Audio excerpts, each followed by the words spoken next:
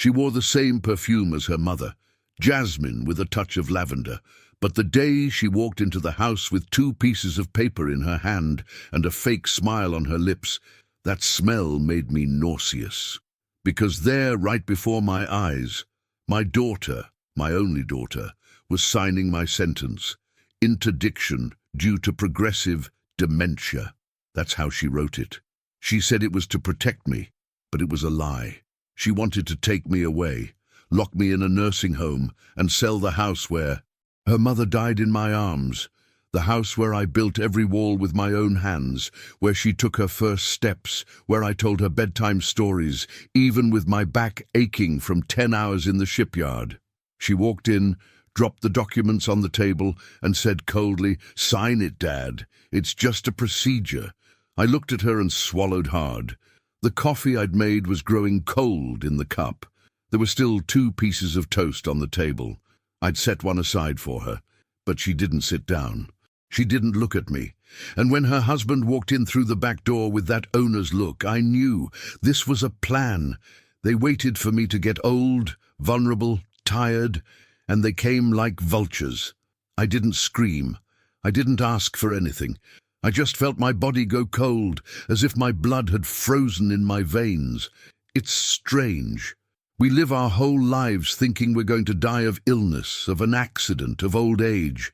But no, I died there, in that instant, when I realized I was just an obstacle, an old nuisance, a signature between her and the house. And what hurts the most is that I loved her more than I loved myself. You know what's cruelest? It wasn't the plan, it wasn't the betrayal, it was the way she looked at me, as if I were already dead. And it was in that moment, with the taste of cold coffee in my mouth and my heart breaking in my chest, that I made my decision. If she wanted a crazy old man, then that's what I was going to give her.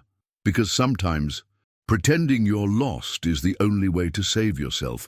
And it was in that silence, as she already counted the money she didn't even have in her hands yet, that everything began to fall apart. Even though no one saw. I almost didn't have the courage to tell you this. I've been swallowing it for years, pretending everything was fine, smiling through the pain inside. Now that I've started talking, my heart feels like it's going to burst out of my chest. It's not a good feeling, no. It's fear. Fear of opening my soul and no one listening. Fear of saying everything I've kept inside and still being alone. So if you're listening, if this touched you in some way, show me I'm not speaking into a vacuum. Like, subscribe to the channel and stay with me until the end. Because there's still something inside that not even my wife knew. And today, I'm going to tell you everything. It was autumn in Aix-en-Provence, 2004. The leaves were no longer their former green. They were all a burnt yellow, almost golden, spreading across the ground like a forgotten memory. With each step on the ancient stone sidewalk, the dry sound of leaves crunching under my worn shoes reminded me that time, like everything else in life, passes without asking permission, and takes things we don't even realize we've lost until it's too late. Back then, the city had a different kind of silence. It wasn't an absence of noise. It was a silence filled with memories, smells, and voices that only those who have lived a long time can hear. The smell of roasted chestnuts from the kiosks in the square seemed to warm my chest for a few minutes. But the heat was only on the outside. Inside, the cold had already made its home. And I no longer knew if it was longing, emptiness, or just the habit of waking up every day with no one to say good morning to. Jeanne had been gone 5 years. Cancer. Too quickly. Too silently. She left on a grey morning, her cup of tea still warm on the bedside table. I never forgot. To this day, sometimes, I swear I can smell the chamomile tea she drank when she couldn't sleep. Her pillow still held the scent of lavender cream. That's what got me up every day. The smell, the memory, the lie I told myself, she's still here, she just went for a walk. And then there was my daughter. She was all that was left of a lifetime. The girl who danced alone in the living room, spinning as if the world were weightless. She listened to Edith Piaf on the scratched vinyl of our record player and sang like a grown-up. Music was our bridge. When Jeanne fought with me, and this happened frequently in her later years, it was our daughter who put on music and pulled me by the hand. Danse, papa. La vie est courte. I laughed, I danced, and I forgot for a moment that my wife's eyes no longer looked at me with tenderness. She grew up too fast. One day her knees were scraped and her hair was full of leaves from the yard. The next, she was wearing heels and going out with a boy I never liked. But I didn't say anything. I never did. I only looked out the window when she came back too late, her face too made up, and her heart too far away. She swore she loved me. She said it with conviction. I love you, Papa. You're everything for me. And I believed her, because I wanted to believe her, because a father's love is often the last thing keeping us alive when everything else is gone. But there was something that bothered me, something hidden, in her small gestures, in the way she walked through the room without even glancing at the armchair where Jeanne used to embroider, in the uncomfortable silence when I spoke of the past, in her haste to hang up the phone, as if there was always something more urgent than hearing her own father's voice. That fall, she came to visit me on Tuesdays, always on Tuesdays. She arrived with her hair tied back, her bag over her shoulder, and a strong perfume that smelled like lavender mixed with a metallic undertone I couldn't identify. She never stayed long. She said work was hectic, that the boys, her sons, were sick, that her husband was nervous, that life was busy. But what hurt the most was the rush of the kiss. It was a dry, hurried kiss on the forehead, almost like someone following protocol. And then I'd go to the kitchen, open the refrigerator, and look around as if searching for something. Sometimes I'd ask strange questions. You still remember to pay for the gas, right? Porridge? Or, where do you keep your documents right now? I responded with a half smile. Same place as always, my daughter. And she nodded coldly, like someone checking a list, like someone marking time. I didn't want to suspect, but my heart, old and hardened, began to beat differently. I remember a late afternoon. The light was orange, low, streaming through the living room window and illuminating the dust particles in the air. I was sitting in the wooden chair, the one that creaks when we move too much, and she entered without knocking, as she always did, but there was something in her eyes that made me shiver, something distant, a gleam of someone who wasn't really there. She went straight to the closet, opened a folder, took out some papers and said, "It's just some insurance stuff, Papa, nothing major." I just looked, and inside me something broke, a small piece, silent, but it never returned to its place. That night, I didn't sleep. I sat on the bed and stared at Jeanne's portrait. I spoke to her quietly, as if she could hear me, as if she still lived there. She's not the same anymore, Jeanne. She's hiding something, I can feel it. You feel it too, don't you? The clock on the wall read 3:47 a.m. when I got up to make coffee. Strong coffee, just the way I like it, even if my stomach grumbles. I sat at the table with the cup in my hand, the steam rising as if to warm my soul. But an old soul isn't easily warmed. We learn to keep quiet, smiling, pretending to believe, because what's a father to do when he starts to distrust his own daughter? With each passing week, the smell of the house changed. I can't explain it. Before, it smelled of cake, of bread, of clean laundry. Now, it was as if absence had a scent of its own, a smell of loneliness, of dust, of musty longing, and I found myself shrinking within the house itself, as if, little by little, I was disappearing from the walls, from the photographs, from the rooms, as if my presence there was uncomfortable even for myself. And yet I clung to the little things, to the sound of the record player when it worked, to Jeanne's old letters, to the cookie jar she'd painted herself, as if it all reminded me that once this house had been full of life, full of love, and that maybe, just maybe, there was still something to be saved. But there was something in my daughter's gaze, something that followed me even after she left, a calculating look, distant, almost absent. And no matter how hard I tried to push that thought away, it kept coming back. It kept coming back, stronger and stronger, like a whisper that refuses to be ignored. She no longer saw me as a father. She saw me as an obstacle. And this is where I stop, for now. Because there are things that still hurt too much to say. There are memories that tighten your chest so much that it feels like you're gasping for air. I worked as a watchmaker in the old town of Aix, in one of those narrow shops squeezed between a bakery and an antique shop that smelled of old wood and dusty history. The walls of my shop were older than most people. The paint was already peeling in places, and the wrought iron signs swayed when the wind blew harder. But inside, inside, there was a precious silence. The ticking of the clocks lulled my days like music made just for me. There were dozens of them, wall clocks, pocket clocks, wrist clocks, all repaired by those hands that no longer trembled as they do today. My daughter grew up in this rhythm.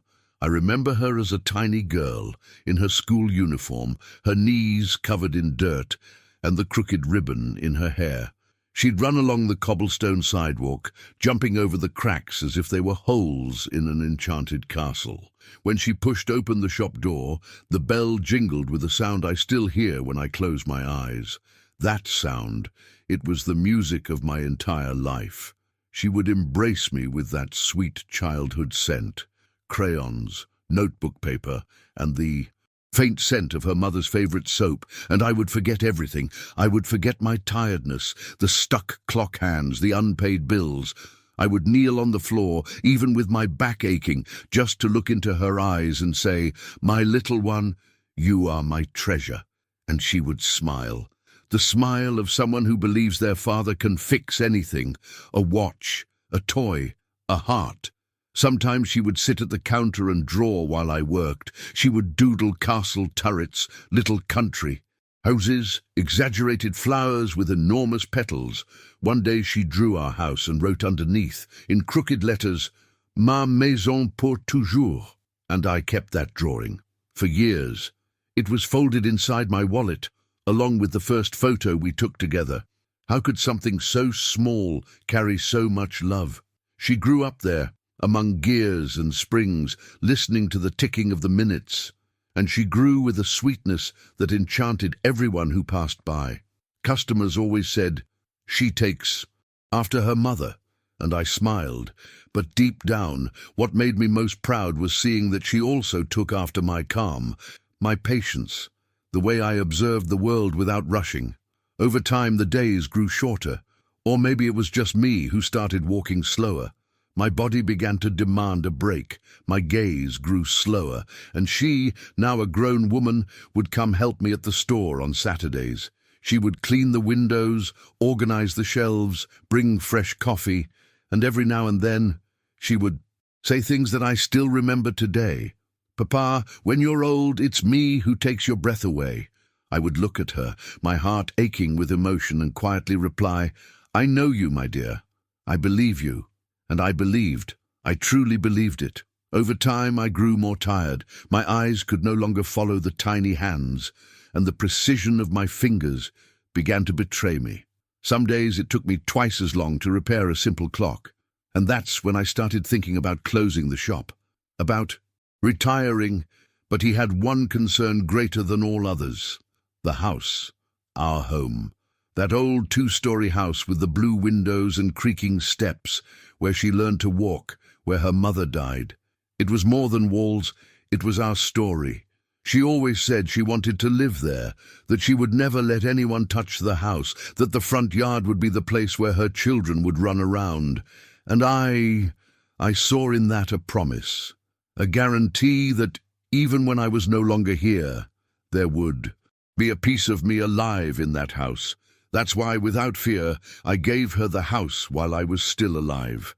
Not out of obligation, not out of cleverness, out of trust, out of love, because I believed it was the right thing to do, that I was looking out for her future, my grandchildren's future, and my own, because a true father trusts his son's word as if he were trusting his own heart. And that's what I did. I signed the papers without a tremor in my hands. I signed with pride. At the time, she cried and hugged me. She told me I was the best father in the world. She said she would never let me want for anything. She said that house would always be mine, even though it was in her name. A father's trust, they say. It's the kind of trust that can't be measured, that can't be negotiated. We give everything without expecting anything other than love. But what no one tells you is that sometimes love deceives, or changes, or becomes something else. And when trust breaks, it doesn't make a sound. It just hurts. And there I was, in that silent store, still believing. I still thought I'd done everything right. I still thought my daughter's look was the same as before, the same look she'd had when she'd jumped over cracks in the sidewalk and called me mon papa. But there was one detail I didn't notice, a small but deep crack beginning to open between us. A gesture, a silence, an absence, something I preferred not to see at the time. And maybe that's when I started to lose her. It was slow, like everything that truly hurts. She didn't change overnight. There was no screaming, no fighting, no tears streaming down her face. It was a time of silent things, like dust that accumulates without us noticing. One day we look up and everything is covered. Her hugs, once tight and lingering, began to feel dry, quick, soulless. You know when someone touches you only with their body, but not with their heart? That was it. And I foolishly convinced myself it was exhaustion. Her life, the kids, her work. I made excuses for her, like every father does when he wants to keep believing, when he wants to protect himself from the pain of seeing what he didn't want to see. The visits became short. She'd show up once a week, sometimes not even that. She'd arrive looking at her watch, as if she were about to leave. She'd bring a random bag, leave bread, milk, and ask hurriedly, "Is everything okay, Papa?" And before I could respond with more than 2 words, she'd be gone. A kiss on the forehead, a door slammed. Silence. The kind of silence that hurts, because it comes from the ones we love most. And it was one of those days, on a random late afternoon, that I heard it. I wasn't supposed to hear it, but God or fate or maybe my gene wanted me to. I was in the hallway heading toward the bedroom, and I heard the low voices coming from the kitchen. She and her husband. The door was ajar, and that was it. The words came clear, cutting through the air, like a sharp knife. "If he goes to a home, the house will be free soon." My feet froze to the ground, my entire body stilled, as if I'd aged 10 years in 10 seconds. All I could hear was my own heartbeat, strong, uneven, as if it knew something inside me was ending there. He laughed. She laughed too, a low, knowing, almost nervous laugh. Then came loose words. "Document. Notary's office. You won't understand anything." I didn't hear it all. I didn't need to. That was enough. My blood ran. Cold. My palms were sweating and my fingers trembled, but I pretended I didn't hear. I turned around. I went to the bedroom. I sat on the edge of the bed, like someone carrying a dead body on their back. And there I stayed, without saying anything, without reacting, just staring at the floor, trying once again to convince myself that I'd misunderstood, that maybe it wasn't that she couldn't do it. But I knew, deep down I knew. It was as if all the loose pieces of the past few months were falling into place, and what was emerging was a picture I'd never intended to paint. I was a nuisance, an old man on the verge of extinction, an obstacle. And that house was just an inheritance she'd inherited in advance. It wasn't my home anymore, it was just property to be taken. That night I made dinner in silence. The table was set for one, as always. Her chair was empty, Jean's was empty too. I ate slowly, chewing more sadness than food. And then I sat there, staring, At the remaining glass of wine, trying to remember the last time my daughter looked at me with affection. Really? But I couldn't. And that hurt me more than anything. In the days that followed, I began to notice the details, her impatient glances, her strange questions. Do you remember where you put the key to the safe? Can you still take your medicine on your own, Papa? That lawyer friend of yours, do you still talk to him? It all seemed like a rehearsal, like someone constructing a script. And there I was, watching the play of my own exclusion. I started noticing her husband, too, the way he treated me with an overly practiced respect, like someone smiling only with their teeth, but their eyes say something else. He messed with things too much. He touched drawers he shouldn't have, opened cabinets as if he were at home. I never said anything. I just watched. I memorized every gesture, every word, like someone collecting evidence of a crime that hadn't yet happened but was already being planned. And yet, even with everything screaming inside me, I remained silent, because part of me still hoped it was a lie, that it was just old man's paranoia, that she, my daughter, my girl, wouldn't be capable of doing this to me.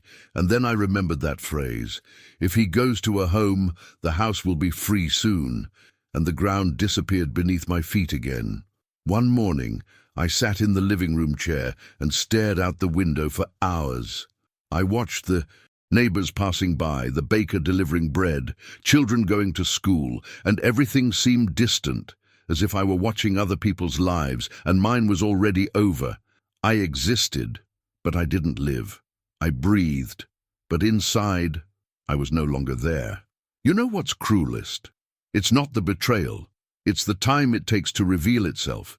It's the way it disguises itself as care, concern, as I'm doing this for your own good. And when we realize it, it's too late. They've already ripped everything out of you, and you can only pretend you didn't see it, because truly seeing it kills. I pretended, out of pride, out of cowardice, out of love perhaps. But in that silence that fell after that sentence, in that cold, narrow hallway, something inside me died. And to this day, I don't know if I was a coward or just a father trying to hold on to what little he still had of his daughter. I was sweeping the porch that day. Autumn was already beginning to paint the sidewalks with yellow leaves, and the air carried that smell of damp wood mixed with the scent of warm bread from the corner boulangerie. I've always enjoyed those quiet, cold mornings with that kind of solitude that doesn't hurt so much. It just reminds us that the world goes on, even when ours has stopped.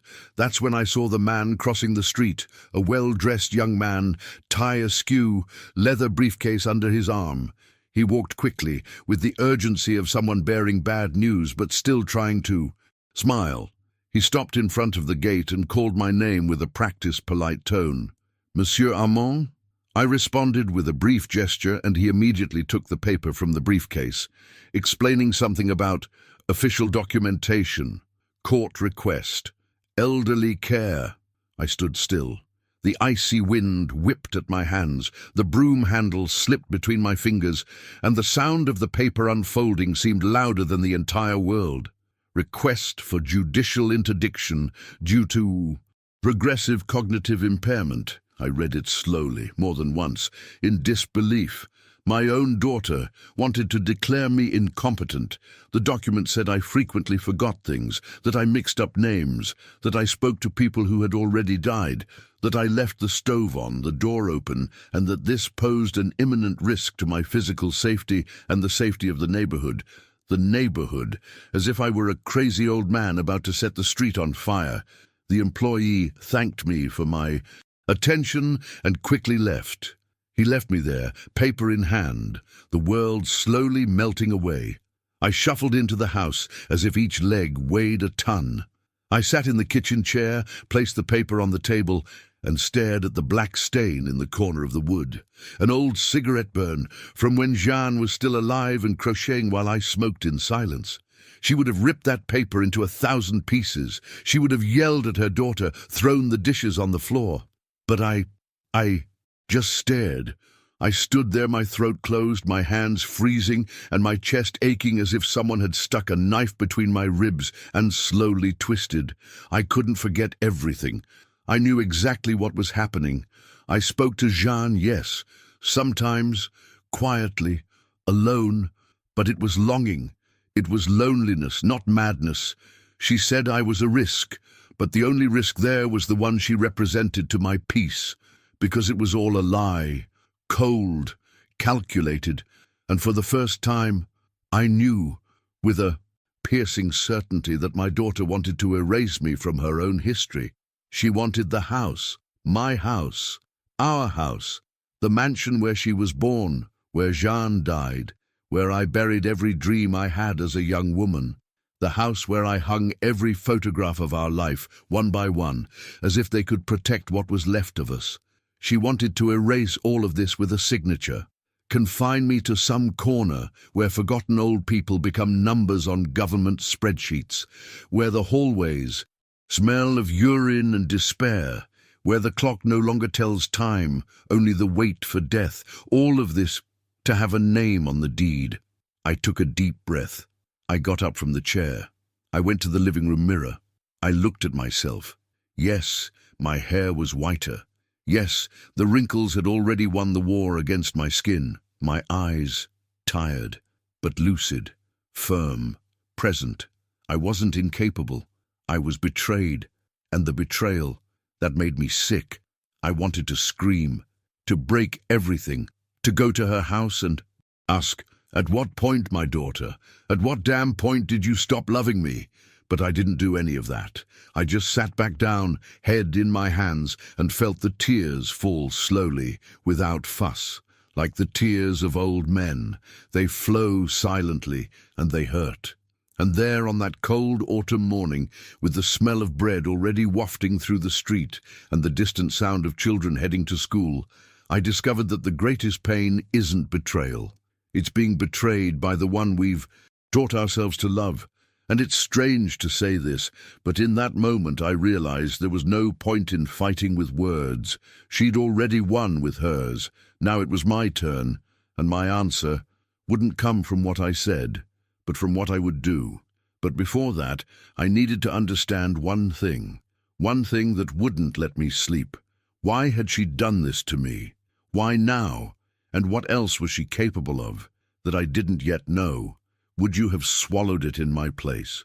That night, I didn't cry.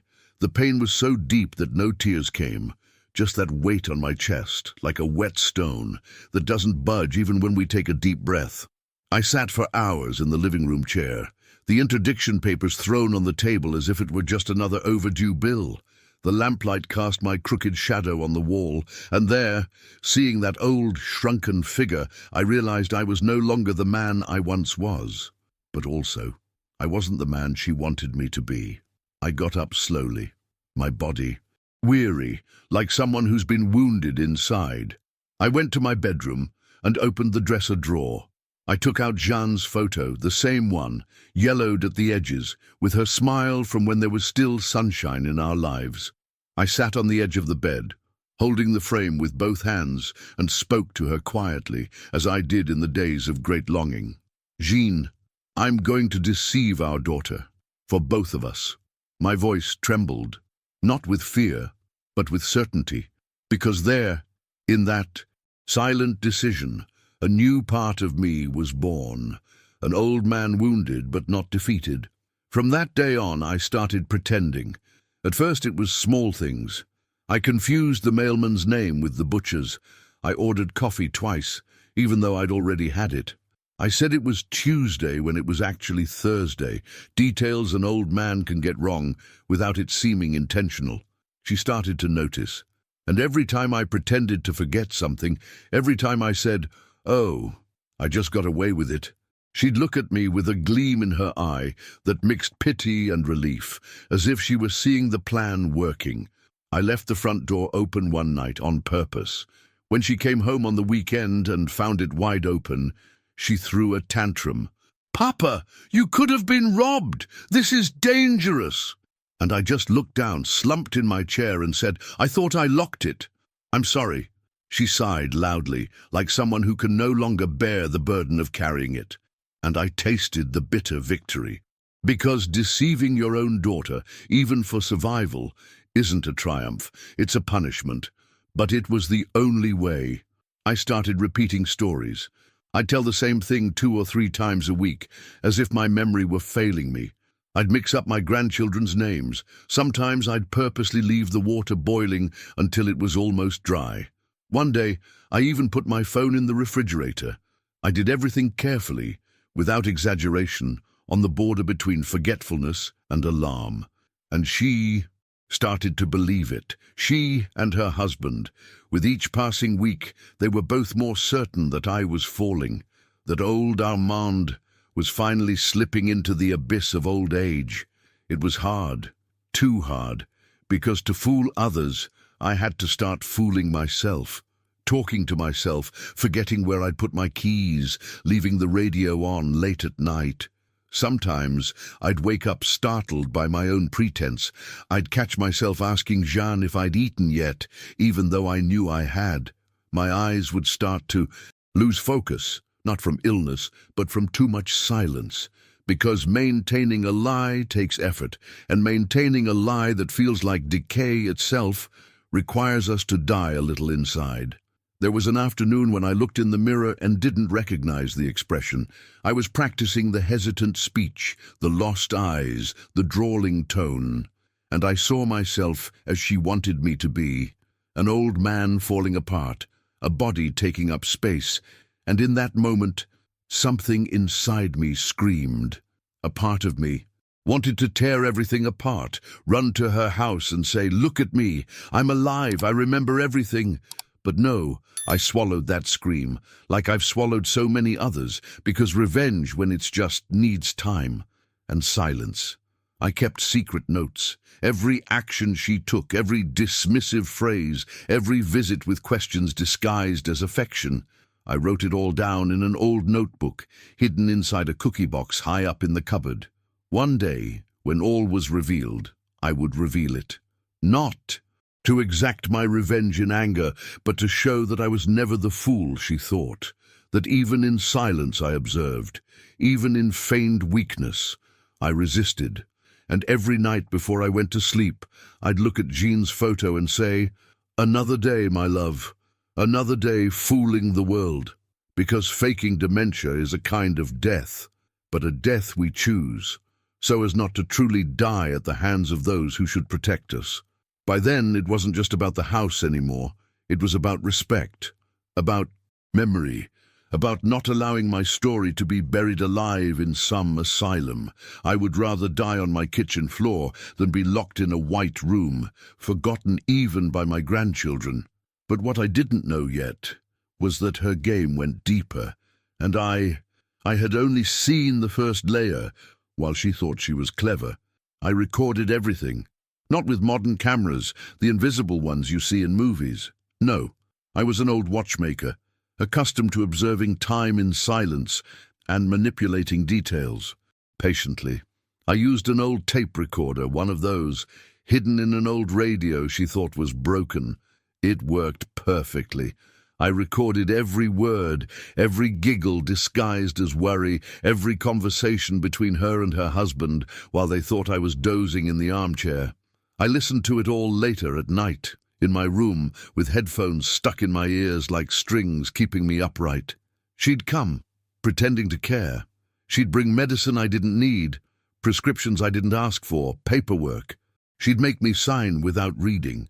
One day, she even tried to show me an authorization to manage my accounts. "It's just to make things easier, Papa. You don't have to worry about anything." I smiled. I took the paper, pretended to sign it, and said I needed my glasses.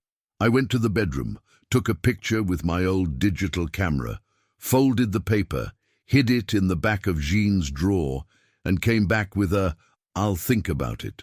She didn't insist, because at that moment, she thought she'd already won me over. But what she didn't know was that I also had my allies. I called Gérard, an old friend from my youth, who now lived alone in a small house in the Luberon Hills. He'd been a lawyer, the kind you can't fool easily, and even retired, his head was still working better than many young people out there. I arranged to meet him at a discreet cafe in the neighboring town. I took the train there, slowly, pretending I was going to visit a relative. I carried an old leather briefcase where I kept copies of the recordings, photos of the papers she'd tried to push on me, and a notebook with handwritten notes. Gerard looked at me over his glasses with a mixture of astonishment and respect. "Are you feigning dementia?" I just nodded, and he was silent for a moment. Then he laughed. "You were always stubborn, but now you've become cunning."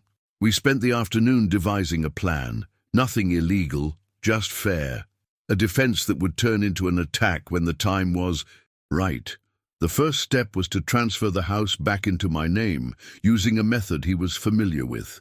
It wasn't simple, but with the evidence and the allegation of manipulation and emotional deceit, it was possible.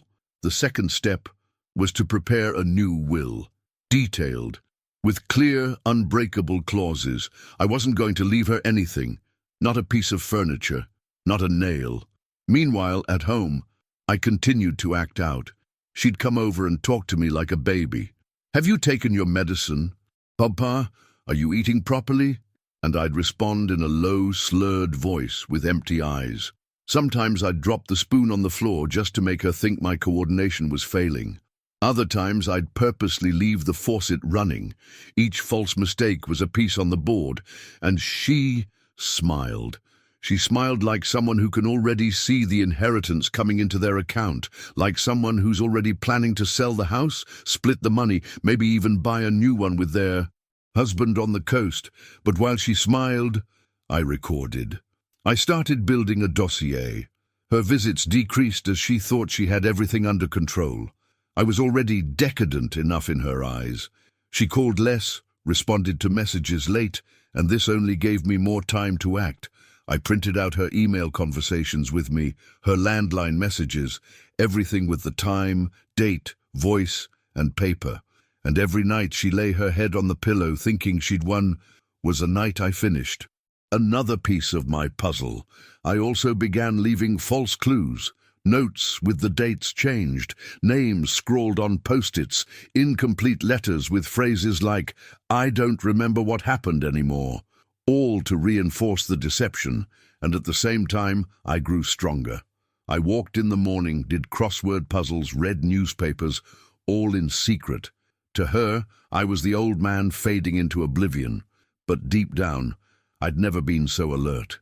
The house was full of traps she'd helped set, and I was just waiting for the right moment, because there was a trial scheduled, a hearing. She thought it would just be a formality, that the judge would listen to a babbling old man and sign the injunction. But there would be the turning point. She thought she was about to inherit everything, but the one who was about to be unmasked was her. On the day of the hearing, they took me in as if I were an invalid. She herself insisted on hiring a special car with a reclining seat, a lumbar cushion, and a driver dressed as a nurse. She wanted to present the court with a worn-out old man, lacking lucidity, almost a human burden. They helped me out of the car as if I no longer knew how to use my legs, with my hands deliberately shaking and a lost look, rehearsed in the house's mirrors for weeks. "Hold my arm, Papa, slowly," she said loudly, making sure everyone in the parking lot heard. I obeyed. Like an actor bowing to the role, I walked with shuffling steps, head down, dead eyes. At the forum's entrance, the smell of aged paper mingled with that of cheap perfume. The cold, white, historyless walls tightened my chest. I hated that place before I even entered. But it was there that everything would change. There, where she thought she would bury me alive, would be the place of my rebirth. We entered the courtroom. It was small, cold, with hard benches, a bored-looking judge, and a secretary typing away without looking up. Gerard was already waiting for me in a corner, discreetly, his briefcase on his lap. When he saw me, he only gave a slight nod. I responded with a slow blink, a sign that everything was as we'd agreed. My daughter sat next to her husband, legs crossed, her expression intent. But her eyes sought approval, attention, any sign that she would be understood. When the judge entered, everyone stood. I did too, with feigned effort, as if my bones ached with every movement. The hearing began. The judge began to read the report. It spoke of cognitive decline, erratic behavior, risk of isolation. It was like hearing your own sentence read aloud by a stranger. I kept my head down, my body hunched. Then it was time to speak. The judge called me over. "Monsieur Armand, do you wish to speak?" I got up. No help, no shaking. I straightened my shoulders. The weight in my eyes shifted, and in the silence that filled the room, my voice came out, firm, clear, charged with everything that had been bottled up for months. "Yes, Your Honor, I do. Very much so." The voice echoed in the room, as if no one expected me to even know where I was. Gerard stood, walked to the judge's desk, and handed over the folder. Evidence of my client's sanity, and of the plaintiff's fraudulent plan. The judge frowned. The secretary, for the first time, looked up. I started talking.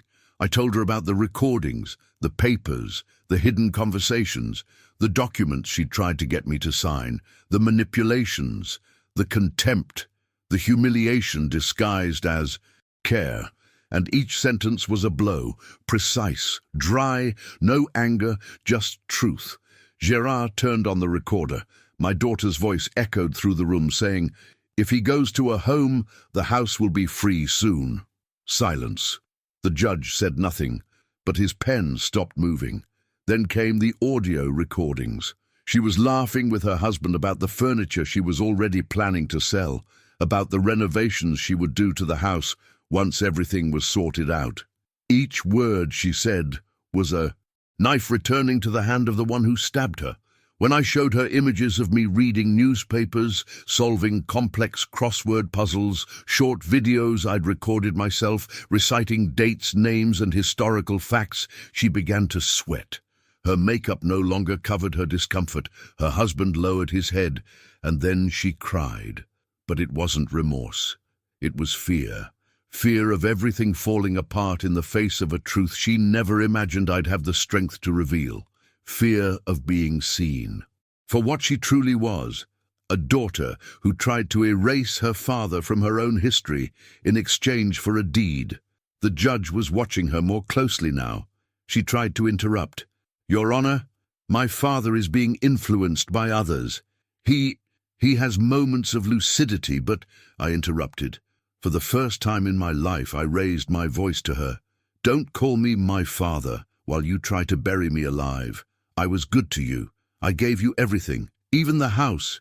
And you tried to erase me." Silence. Even the secretary's machine seemed to stop. The referee called a break. Gerard placed his hand on my shoulder, squeezing slowly. "You turned the tide." I didn't respond. I just took a deep breath. I looked up at the ceiling as if thanking Jeanne for giving me strength, and in the hallway, alone for a few minutes, I closed my eyes and let a tear fall. Not out of revenge, but out of grief, for having lost my daughter, even while she was still breathing. I walked out of the room, straighter than I came in, and she couldn't look me in the eye. The judge overturned the request. It was quick, formal, almost dry. A simple sentence, delivered with the coolness of someone who deals with weighty decisions every day. The request for interdiction is denied. Any authorization by the applicant over Mr. Armand's assets or care is suspended as a precautionary measure. It is also recommended that the plaintiff be removed from office for an indefinite period. He didn't even look up from the paper when he said it, but for me, it was as if the world had stopped for a few seconds. My daughter collapsed, not on the floor, not screaming. She collapsed with her eyes. She stared at the judge as if begging for more time before falling. But there was no time. She had dug her own moral grave with every lie she told, every word she tried to bury my sanity. Her husband pulled her arm, and they left in silence, without looking back. without saying a word. And I, standing in that white hallway, took one last look at the closed door of the courtroom. I didn't feel victory. I felt mourning. I mourned something that died there, because even though I won, I lost. I returned home alone that night, to the same house where she grew up, where I heard her first steps, her first words, where Jean and I painted her bedroom walls with our own hands, choosing a shade of blue she hated at 12 but never changed. That house, once full of life, no longer fit me. In the days that followed, I made a decision. I sold everything, every piece of furniture, every book, every painting, except the photos. I kept the photos with me, inside an old leather suitcase, along with the folder of documents, letters, and old newspaper clippings. The house was sold to a retired teacher, a widow like me, who cried when she saw the garden. I hugged her at the door and said, "Take care of it. Too many stories have lived here." She nodded, and in that gesture I felt more gratitude than I had felt in all my own daughter's last years. I took part of the money from the sale and did what my heart told me. I donated a good amount to an NGO that cares for abandoned elderly people. I went to deliver the check in person without revealing my name. I walked into the room where dozens of elderly people were playing cards, sewing, drinking tea, and I saw in each of them a piece of me, a piece that could have been discarded, a future I narrowly escaped. With the rest, I bought a simple little house in a village in Arles, a small quiet place full of stone walls covered in ivy and tiny flowers that seemed to grow only to withstand time. Here, no one calls me sick. No one looks at me like a burden. Here, at the Sunday market, at the corner bakery, on the bench in the square, people call me Monsieur Courage, a nickname that began with the baker, then passed to the postman, and today has become my name. Monsieur Courage, they say with a discreet smile, and I smile back, not because I like the name, but because I know where it comes from. No one here knows the whole story, only Gérard, who visits me occasionally, and the lady who rents me books from the library. She says she sees sadness in my eyes, but never asks anything. And I'm grateful for that, because there are pains that can't be explained, they can only be carried. Every day I wake up early, make my coffee strong, sit on the balcony, and write letters I never send, some to Jeanne, others to my daughter. Sometimes I start with my little one, but I quickly erase them, because she's no longer the girl who danced in the living room to Edith Piaf. That girl stayed in X, lost somewhere between love and ambition. And even here, with the gentle breeze, the scent of lavender, and the pleasant silence of someone who no longer needs to prove anything to anyone, there are nights when I wake up sweating, with the sound of that sentence of hers cutting through me. If he goes to a home, the house will be free. Soon. The pain doesn't go away, it just changes location. Sometimes I sit by the stream that runs near my house and watch the water flow by. I think about time. I think about everything that remains, about what was, about what will never be again. And in a whisper, almost like a prayer, I say to myself, you survived, but at what cost? Sometimes the greatest madness is loving too much. Not that madness seen in movies with passionate letters and moonlit promises. No, it's the kind we commit. In silence, the madness of giving up everything. Our home, our days, our secrets, our fears. The madness of looking at someone we brought into this world and thinking that the love we feel will be enough to keep them close, that it will be enough to protect them, to hold them, to keep them from hurting us. I committed this madness, and I committed it with faith, with hope, with the eyes of a father who just wants to see his daughter well, even if it costs him his own peace. I pretended to be out of my mind. I pretended to forget, that I didn't know. I feigned weakness so I wouldn't feel defeated. I feigned an emptiness that hurt like truth. But in the end, it was she who had lost her soul. And that's worse than losing your mind.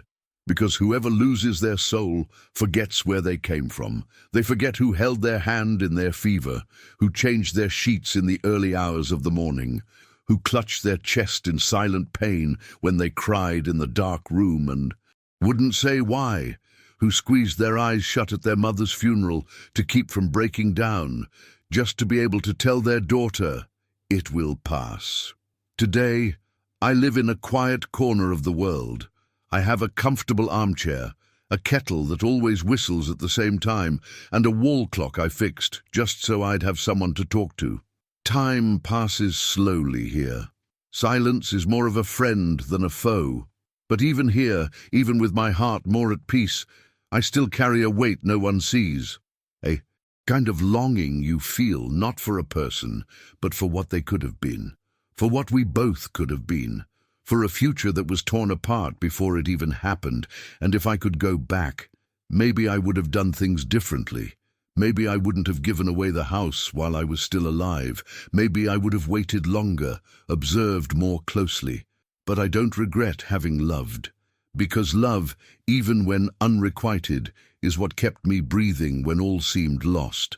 I only regret one thing: having given my whole heart to someone who only wanted what I had, and not who I was. Being a father is like that sometimes. We give ourselves without asking for a return, without imagining that one day they'll look at us as a stumbling block, and we only realize it too late, when love has already become profit, when gratitude has become a contract, when the word father no longer carries any weight in the mouths of those who should carry it with pride. But life goes on, and it goes on as it should, with its twists and turns and silences. Today, when I pass by the market and they call me Monsieur Courage, I just smile, because true courage is loving until the end and still surviving disappointment. It's sitting at the breakfast table, looking at the empty chair, and still pouring 2 cups, one for myself and one for the memory of what I once was, whole, believing, surrendered. And if you've made it this far, if you've listened to this story until the end, then I wasn't just telling this hurt more than I imagined, but even more. It was hiding it for so long, holding this lump in my throat for years, pretending it was just the weariness of old age. But today, for the first time, I felt someone listen to me, that someone on the other side of this screen stopped to listen to an old man vent what no one wanted to hear. You listened to me until the end, and that changes everything for me. Because it wasn't just my house she wanted to take from me. It was my voice, my story. And today, here, speaking like this, I took back a piece of what she tried to erase. So, thank you. Not for the like nor for the subscription, but for staying, for listening this far, for letting a stranger, old and forgotten, share with you the most silent pain you've ever carried. Comment here with the word true. If you've ever had to swallow a wound alone, pretending it didn't hurt, just so you wouldn't lose someone. And if this touched you, if something inside you stirred, leave a like, follow the channel. Not for me, but maybe for another heart that needs to hear this. Sometimes just knowing you're not alone makes us hold on a little longer. And in the video that appears now, I confess something that to this day I struggle to remember. What comes next will leave you speechless, like I was for almost 50 years.